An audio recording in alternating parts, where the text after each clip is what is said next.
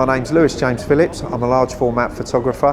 Today I'm at the ICC. I'm doing a seminar based on my career, the use of filters, why I shoot film, but also conservation and culture.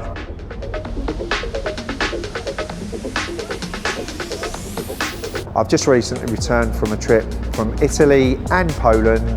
The Polish trip was based on a new project called Escape from Sobibor. And I've been in Italy doing a project on Tolkien, which is looking into how Middle-earth was created.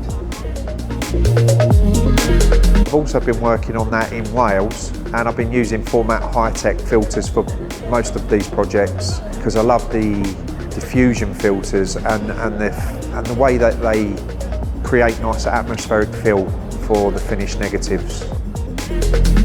Brought the white-tailed eagle as well today, so as I say, be doing a talk on conservation culture, a bit of my career, how I've ended up shooting large format cameras and the filters that go along with the journey on creating the artwork that comes at the end. So I'm looking forward to doing the talk and meeting some new faces.